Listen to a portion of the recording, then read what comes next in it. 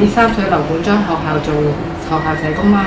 學校就係一間俾輕度智障嘅特殊學校啦。咁所以都會做一啲學生嘅輔導啊、家長教育啊，或者啲即係社區嘅共同嘅活動咁樣。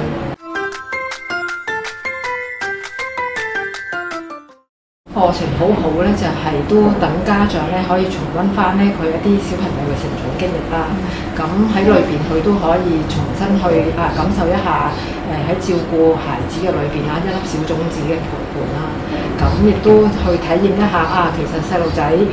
嗰個嘅角度啦，或者點樣幫家長咧，都即係透過一啲活動去即係體驗一下如果小朋友聽指令，或者小朋友即係踎低去即係去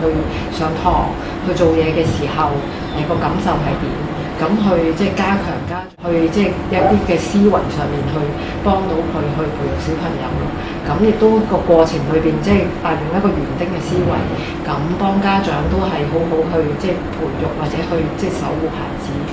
咁同埋另一個好咧，都係即係家長自己嗰個心靈嗰個關懷，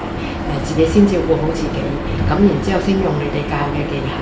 咁都係可以好正面去建立家長一個好嘅即係正面嘅家庭關係。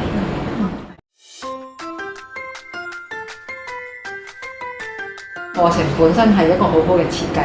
咁好有系統啦，內容係好即係充實嘅，咁但係咧又好實踐到嘅，係啦。咁其實用4堂嘅時間咧都好涵括都好多，即係由學生嗰個嘅即係需要啦，或者孩子一啲嘅腦部嘅發展啊，佢哋嗰個嘅思維模式係點啊？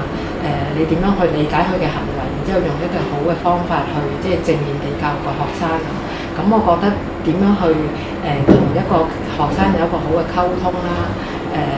鼓勵啦、讚賞啦，咁喺個陪伴裏邊咧係好精要，係教到啲家長啲方法咯。咁同埋之前講嘅家長自己都照顧自己嘅身心靈，同埋用啲咩方法可以減低一啲危機或者損害嘅，咁以至到成個家庭都係即係健康嘅、安全嘅。咁我覺得喺即係概念上邊咧係都好清楚嘅，咁同埋又配合有課程裏邊一啲唔同嘅材料包啦、poster 啦，咁變咗呢啲家長可以重新又可以有機會溫書，咁我覺得都好值得即係去推介。自己個作為社工咧，我覺得都其實呢啲內容都係知道嘅。咁不過點樣可以重新俾自己一個反思啦，或者幫我去聽到大家嗰個分享，或者家長一啲嘅回應咧，咁俾我覺得都係一個好好嘅機會，再將自己學習或者裏邊嘅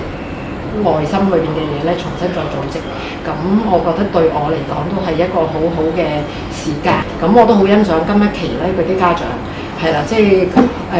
盡量地參與啦，咁亦都係佢哋之間有好好嘅分享啦。咁有啲即係其實我哋由小學至中學啦，咁我見有啲家長識咗之後咧，都互相問大家攞電話，咁都係一個我覺得都係一個小成功，係喺呢個環境佢哋有一個安全感，同埋真係建立到個同